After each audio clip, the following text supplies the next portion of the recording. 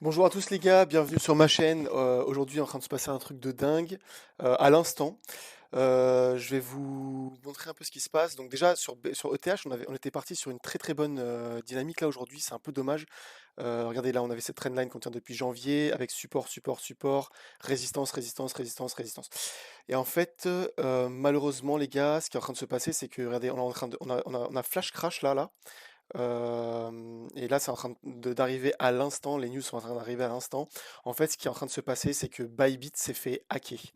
Il y a eu un gros problème et apparemment ils ont perdu près d'1,5 milliard. Alors au début, j'ai pas trop cru à cette news, mais en cherchant un peu plus loin, j'ai trouvé qu'en fait le patron de Bybit a confirmé le hack. Donc apparemment, c'est un problème de. En plus, c'était des wallets multisig, donc franchement, je comprends pas trop encore ce qui s'est passé, mais apparemment, c'était avec un problème avec lui, en fait. Et donc le hacker a pu changer le smart contract et a pu voler des ETH. Et en fait, apparemment, c'était des ETH, donc STETH. Non, attendez, je sais plus où c'était. Merde, moi, je crois que j'ai perdu. J'avais un autre tweet en fait que j'ai perdu. Mais en gros, ils sont en train de vendre là via des DEX massivement de l'ETH. Donc en fait, là, toute cette mèche-là, c'était des ETH hackés qui sont en train d'être vendus massivement. Donc là, on est en train de rebondir. What the fuck, je comprends pas ce qui se passe, les gars. Enfin, c'est une dinguerie. Donc là, on est sorti, breakout, rebond, on est remonté encore. Là, encore de nouveau rebond. Donc à voir ce qui se passe. Mais restez très très prudents, les gars, parce que on a, comme je vous disais depuis plusieurs jours, on a un cluster de liquidation qui est absolument cataclysmique. Vraiment, regardez, chaque ligne là, c'est plusieurs milliards, hein.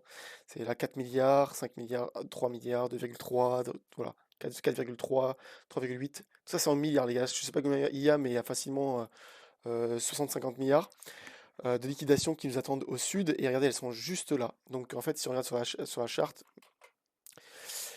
Ah putain, attendez, excusez-moi. Hop, voilà, elles sont juste ici. Donc moi j'ai mis énormément d'ordre ici déjà depuis avant-hier, donc voilà, je vous avais montré dans la vidéo, que ce soit en futur et surtout en longue, en spot. En spot j'ai mis énormément d'ordre ici pour acheter la baisse si jamais ça se passe par exemple pour un moment où je suis en train de dormir. Mais voilà, ce hack-là, les gars, pour l'instant, on ne sait pas trop quel impact ça peut avoir, parce que c'est 1,5 milliard, mais est-ce qu'ils vont réussir à les récupérer? Est-ce que ça va être massivement vendu? Pour l'instant, on ne sait pas, mais attention à ce cluster de liquidation qui est absolument énorme. En tout cas, c'est dommage, parce que regardez, là, je vous préparais plein de trucs pour vous expliquer que la alt season, elle est probablement dans très peu de temps, parce qu'on a énormément de signes qui sont, même en géopolitique, hein, je vous en parlais ici, à la fin de la vidéo, on a des signaux qui sont quand même très favorables. Malheureusement, là, on a ce truc qui vient de se passer à l'instant, donc à voir. Moi, je vais surveiller de toute façon toute la nuit, et demain, je vous ferai un update sur cette affaire, avec un peu plus de, de news et des choses que j'aurais pu voir qui sont vérifiées. Parce que pour l'instant, tout se dit, il y a un peu tout et n'importe quoi qui est en train de se dire, hein. Vous pouvez regarder là sur Twitter, un peu tout, ils sont en train de dire un peu tout et n'importe quoi, il y a beaucoup de fausses rumeurs, il y a beaucoup de fake news, etc. Donc je préfère toujours triple vérifier chaque fait que je vais vous montrer au cas où, parce que là, voilà, vous voyez, c'est 401 000 ETH qui ont été volés. Donc bon, on va voir, est-ce qu'ils vont réussir à récupérer les fonds? Voilà. Est-ce que les fonds des gens aussi sont safe? Est-ce que les utilisateurs vont perdre de l'argent ou pas? Moi, heureusement, Bybit, aujourd'hui en France, c'est interdit. Elle a été interdite, cette plateforme, donc tous mes fonds ont été sortis. Mais c'est vrai que pour ceux qui ont des fonds dessus, moi, personnellement, j'aurais peur. C'est vrai que j'essaierai d'exit quand même la plateforme au cas où. Après, pour les bonnes news, alors on a Samsung Mo, j'espère que je prononce bien son nom, qui nous explique dans cet article qui est vachement intéressant, qui explique que le prix du Bitcoin semble artificiel, enfin maintenu artificiellement à la baisse. Et c'est exactement ce que je vous disais depuis quelques jours aussi sur ETH, c'est qu'il y a énormément de longs, là on est en train de battre tous les records, hein, je vous le montrais sur mon Twitter, c'est qu'on est en train de battre tous les records de short sur ETH, mais pas que sur ETH d'ailleurs, hein, merde, je peux y aller. Voilà.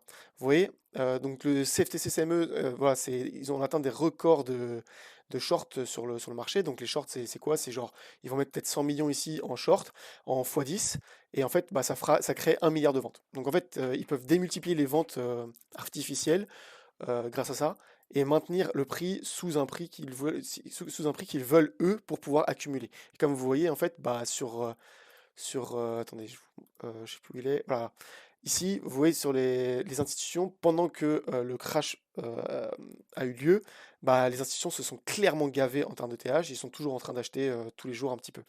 Donc c'est exactement ce qu'il nous explique, c'est que pour lui, avec toutes les news sur des États qui sont en train de passer des lois pour pouvoir acheter des réserves Bitcoin, etc.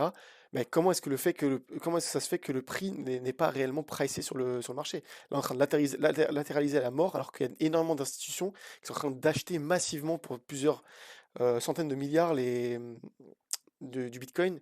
C'est vrai que ça porte à confusion et moi je pense que j'ai la même, enfin c'est plusieurs jours que je vous le dis, mais j'ai la même vision que lui, c'est que c'est des institutions qui sont en train d'artificiellement maintenir le prix à la baisse pour, pouvoir acheter eux-mêmes comme ils veulent. Et regardez, c'est ce qui s'est passé sur XRP, c'est que pendant des années, la SEC a fait des poursuites judiciaires, etc., qui a maintenu le prix artificiellement à la baisse, mais c'est un peu comme si vous aviez de l'eau, vous maintenez une balle de basket sous l'eau bah, artificiellement, le jour où vous la relâchez, bam, ça explose à la hausse. Et ben là, c'est à peu près pareil. Bah, pour moi, en fait, ETH et la plupart des alts et même BTC, le jour en fait où on va relâcher cette balle de basket qui est clairement sous l'eau artificiellement, et ben on va exploser à la hausse. Donc ça, c'est vraiment très très positif en tout cas pour les mois à venir. Ensuite, on a, qu'est-ce que je vais vous montrer?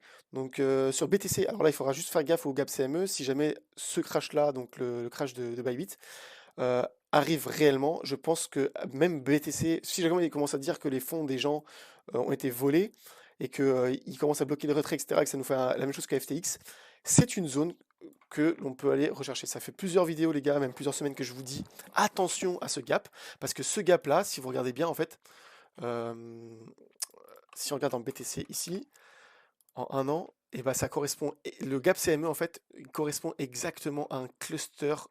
Voilà. Attendez, je vous le montre. Voilà. On va mettre un peu plus de contraste. Exactement, les gars, au gap CME. Il y a énormément de liquidation. Regardez-vous, là, vous regardez, c'est des zones qui sont quand même énormément sous cluster. Et donc, si jamais Bybit se confirme, etc., et que là, ça commence à être la merde, et ben, on peut très bien aller chercher du BTC à ce prix-là. Donc, préparer des ordres. Moi, c'est ce que j'ai fait que ce soit sur ETH, hein, comme je vous ai montré tout à l'heure, ou ici sur le BTC. Je préparais des ordres en futur ou en spot. Moi, c'est principalement du spot, mais j'ai aussi un petit peu de futur. Bon, c'est quelques centaines d'euros sur le futur, c'est rien du tout. Mais ça peut être intéressant en fait de mettre des ordres ici, après repartir sur le BTC, surtout si jamais on part vers les 180 000, etc. Vous placez un long, je sais pas, moi, ce que je vais faire, c'est peut-être placer un long en x2, x3 ici. Et en fait, bah, ça me permettra de surperformer le BTC tout au long de sa montée vers son réel atteish. Ensuite, qu'est-ce que je voulais vous montrer d'autre? Ah oui, le TH contre le BTC. Là, comme vous pouvez voir, hein, on commence à être vraiment intéressant parce que le RSI commence à toucher les 0,618 sur le Rainbow Fibonacci. Donc 0,618, comme je vous l'ai dit plusieurs fois, c'est la zone de rechargement de longue. Et bah, même si ça se traite pas exactement pareil qu'un asset classique contre l'USD, hein, c'est pas, voilà, mais ça peut nous montrer que, enfin, cet indicateur est quand même vachement pertinent et je pense que là, on est clairement sur, ou alors très très proche d'une zone de bottom. Et à partir du moment où on a touché, je pense réellement ce bottom, et bah, on va repartir à la hausse et regarder tous ces fair value gap qu'on va combler, toutes ces liquidations qui nous attendent ici, ça va être, je pense, assez vertical. Ensuite, une autre charte que je voulais vous montrer qui est vachement intéressante aussi, c'est Others contre Bitcoin. Donc là, c'est toutes les altcoins contre le BTC. Et vous voyez qu'on est en train de faire clairement un canal parallèle avec une trendline au milieu qui est quand même assez précise. Là, cette trendline au milieu, si vous regardez bien, hein, regardez, je vous montre, on a des zones très claires en fait de résistance. Donc résistance ici, attendez, j'enlève le magnétisme. Résistance ici, puis ensuite résistance ici, résistance ici, voilà. Et ça nous a fait aussi une zone de support à ce moment-là, regardez bien. Voilà. Support ici. Voilà, tac. Ici aussi, bon, plus ou moins, c'est pas très très précis, mais voilà. Mais en tout cas, c'est assez pertinent. Ensuite, bah, là, pareil, hein, canal parallèle. Donc, si on regarde bien, on a plusieurs zones de support. Donc, ici, tac, tac. Et là, potentiellement, ici. En tout cas, pour l'instant, ça a l'air d'être le cas. Et on a des zones de résistance qui sont ici, tac, là, là et là. Donc, si on reprend la même configuration, donc j'ai copié la configuration de la charte ici, bon, c'est pas, je dis pas que ça va être exactement pareil, mais c'est une possibilité. Et en fait, bah, si jamais on a à peu près la même configuration, ce serait pas déconnant de voir les alts surperformer BTC à ce moment-là, puis après rebond, enfin support, on retente, et là breakout, et pour aller chercher le haut du canal. Franchement, pour moi, ça me semble pas déconnant. Imaginons que le BTC stagne, continue à stagner ici, de manière à ce que toutes les institutions puissent se positionner à ce prix-là. Et bah, regardez bien. Le BTC, lui, par rapport à son bottom, tac, il a fait 546%. Si Others, merde, je l'ai perdu, attendez. Others contre BTC. Et bah, si Others nous fait la même chose, bah, regardez bien. Tac, là on arrive, si on arrive au milieu du canal, on a 125%, mais si on arrive en haut du canal, on a 490%. En gros, on rattraperait la performance de BTC qui a eu lieu à ce moment-là. Parce que regardez, la plupart des alts, les gars, on est exactement au même niveau que au plus bas de 2023, quoi. Au plus bas du bear market, hein, je prends n'importe laquelle, voilà. On est sur des niveaux les plus bas. Ouais, ici c'est même niveau que février 21. Compound, pareil, la Compound, vous voyez, j'ai acheté ici. Voilà, on est au même niveau en fait qu'en 2022. Donc en fait, clairement, les alts n'ont pas réellement performé par rapport au BTC. Et en fait, si jamais BTC latéralise, en gros, on aurait un x5 de toutes les altcoins. Mais si BTC augmente, ah bah là, ça veut dire qu'on aura beaucoup plus que x5 sur les altcoins pour arriver en haut du canal. Parce que du coup, bah, il faudra faire x5 par rapport à BTC. Mais si BTC lui refait x2, bah, ça ferait un x10 en fait, sur toutes les altes. Donc voilà, ça c'est une petite charte intéressante. Après, je dis pas que ça va être le cas, hein. Ça se trouve, on va breakout à la baisse et puis bye bye les altcoins. Mais c'est une possibilité et je trouvais que cette charte-là était quand même assez intéressante à vous montrer. Au niveau des volumes, on a quand même une augmentation des volumes qui est assez importante, plus 40% sur BTC, 80%. Bah, sur ETH, je pense que c'est pas, c'est pas très bon signe parce qu'en réalité, bah, c'est surtout parce qu'il y a une vente massive sur le TH dû au hack, hein. Donc là, on a le hack, ça, de toute façon, on verra plus tard. Mais en tout cas, un bon retour de volume, même sur les altcoins, hein, vous regardez, voilà, voilà, là, c'est what the fuck, 343%. Là, on a à peu près toutes les altes dans le vert, hein. Vous voyez, 169%, 576%. Lui, j'en ai eu gratos. Enfin, tous ceux qui possédaient du BNB, les gars, bah, on s'est bien gavé avec ça. Bon, moi, j'ai quasiment tout vendu, hein, il me reste plus grand-chose. Mais c'est vrai que, putain, il a bien performé aujourd'hui, en tout cas. Il a fait plus 92% par rapport à hier, donc ouais, belle performance. Mais en tout cas, on a voilà, une map qui est quand même pas mal dans le vert. Les institutions, les gars, bah, vous voyez bien, donc elles continuent à acheter de l'ETH, donc là, rien à signaler. Et là, bah, on arrive au sujet dont je voulais vous parler, c'est la enfin la géopolitique. Et c'est vachement intéressant parce que vous voyez que là, Donald Trump est en train de faire vraiment un Uno reverse, vous voyez, sur l'Ukraine. Là, il est en train d'accabler à fond Zelensky, et ça, c'est une très très très bonne chose, en tout cas pour nous les investisseurs, les gars, pour le marché. Je pense que Donald Trump, en fait, il a enfin compris que cette guerre de merde en Ukraine ne sert à rien. Elle aurait jamais dû avoir lieu, ça c'est clair. Et en plus de ça, elle fait énormément de morts. Enfin, c'est une crise humanitaire sans précédent, les gars. 1 million de morts, c'est 1 million de morts et je ne sais combien de blessés. Et dites-vous que s'il y a 1 million de morts, il y a au moins 5 fois plus de blessés. Donc c'est vraiment abominable ce qui est en train de se passer en Ukraine. Donc le plus tôt ça se termine, le mieux c'est, surtout pour les marchés. En plus de ça, bah, lui, il a compris que voilà, si jamais il voulait que le business recommence entre la Russie, les États-Unis, etc., et que ça recrée un climat vertueux pour les marchés, il fallait arrêter cette guerre. Et ils sont enfin en train de comprendre ce qui est réellement en train de se passer en Ukraine, donc toute la corruption, comment c'est blindé de nazis, etc. Ils sont en train de comprendre réellement de quoi il en est. Et en fait, Trump montre ici qu'il en a clairement rien à foutre des émotions et du sentimental, etc., et toute la propagande qui a eu lieu, mais il se base uniquement sur les faits, et les faits sont que en 2014, il y a eu un coup d'État. Euh, il y a eu un coup d'État, il y a eu un renversement politique forcé.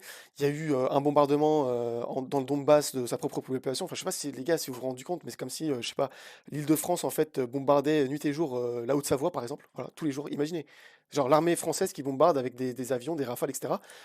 Bombarde les gens qui habitent en Haute-Savoie. Enfin, je sais pas si vous vous rendez compte, c'est quand même une dinguerie. Là, il est en train de se rendre compte de tout ça, Donald Trump. C'est une très très bonne chose. Elon Musk aussi. D'ailleurs, Elon Musk, j'ai pas retrouvé le tweet, mais en gros, il expliquait que il y a eu un journaliste qui a été tué. Et en fait, le journaliste dont il parle, c'est Gonzalo Lira. Je sais pas si vous le connaissez, mais en gros, c'est un gars qui fait énormément de red pill à la base, donc rien à voir, hein. À la base, il fait des vidéos de red pill, un peu sur tous les sujets de la vie. En fait, il donne des conseils sur la vie, etc. Et moi, je le suivais énormément, je le considérais vraiment. Enfin, c'est un gars que je porte vraiment en haute estime pour moi. Et en fait, bah, il habite à Kharkiv pour être proche de ses enfants. Et du coup, bah, il faisait une update tous les jours au niveau de la guerre. Donc vous voyez, tous les jours, il faisait une vidéo jusqu'au moment où, en fait, pendant un an, il n'y a plus une seule vidéo. Enfin, un mois, enfin, pas un an, mais genre 9 mois, 10 mois. Et en fait, il avait été mis en prison. L'armée ukrainienne, elle est frappée chez lui. Ils l'ont attrapé. Ils l'ont mis en prison, détention provisoire. Et en fait, ils l'ont torturé pendant plusieurs mois. Et à un moment, ils ont fait intervenir l'ambassade des États-Unis, etc. Et ils l'ont mis en liberté conditionnelle, et en attendant son jugement. Et en gros, à ce moment-là, il a essayé de fuir en fait l'Ukraine parce qu'il a compris qu'il était foutu, hein. Enfin, là, le régime de Zelensky, en fait, toute personne qui ose critiquer Zelensky partait en prison et était, enfin, en général, il était mort. Mais si jamais c'était quelqu'un de connu comme lui, il l'envoyait en prison et il le torturait, etc. Et en fait, il est sorti de prison. Donc là, à ce moment-là, il a essayé de fuir, hein. Il était à moto. Il partait vers la Roumanie.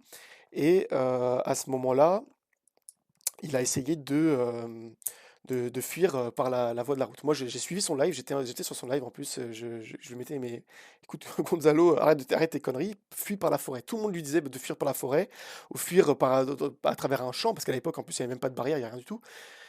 Il aurait très bien pu, par exemple, passer par un champ et arriver en Roumanie, et hop, à ce moment-là, prendre l'avion et repartir soit aux États-Unis, soit au Chili. Sauf que non, bah, il était là, non mais moi j'en ai rien à foutre, je vais montrer que... Enfin, je vous conseille de regarder toutes... En fait, il a tout documenté, hein. Et donc il a voulu passer, ils l'ont attrapé en fait sur le poste de contrôle à la douane.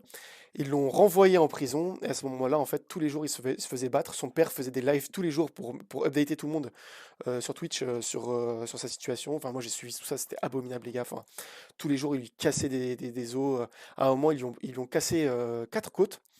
Il le tabassait et tout. Et en fait, il venait avec des pics, enfin, des épingles à nourrice. Et il lui mettait juste devant l'œil pour lui dire, bah, si jamais tu ne nous donnes pas de l'argent, parce qu'en fait, il a énormément d'argent en cash. Et en fait, il le forçait à lui donner de l'argent, par exemple 200 000, 300 000 euros à chaque fois. Sinon, il lui crevait un œil ou il lui crevait les yeux. Et à un moment, en fait, ils l'ont tellement tabassé ils l'ont cassé 4 côtes. Ça lui a provoqué une pneumonie et en fait, ça lui a fait plein d'infections et il en est mort. Et en fait, à ce moment-là, bah, ce qui est intéressant, c'est que là, Elon Musk est en train de traiter Zelensky de meurtrier pour le meurtre de Gonzalo Lira. Et en fait, bah, on est très proche, les gars, vers une fin de cette guerre. Et une fin de cette guerre, les gars, je sais même pas si vous imaginez, mais à mon avis, si jamais on commence à annoncer que Poutine et Trump se sont mis d'accord sur la fin de cette guerre, eh ben, on va arriver sur quelque chose de vraiment intéressant sur les marchés, et on aura clairement une phase parabolique. Une phase parabolique sur les marchés, parce que ça y est, la macroéconomie va reprendre, le prix de l'essence et des hydrocarbures, de gaz, etc. vont baisser. Et là, on pourra repartir sur une croissance, et là, on sera sur quelque chose de vraiment, vraiment intéressant. Donc, chose à suivre, les gars. De toute façon, je vous ferai des updates sur tout ça. Mais très, très, très intéressant. Et moi, je garde un œil vraiment dessus. Enfin, moi, je suis tous les jours, en fait, en réalité, tout ce qui se passe sur la guerre en Ukraine, etc.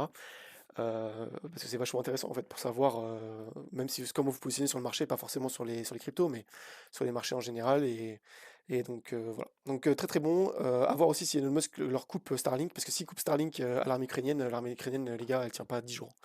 Ils auront plus de communication, ils auront plus de quoi faire voler leurs drones, etc. Donc ce sera terminé.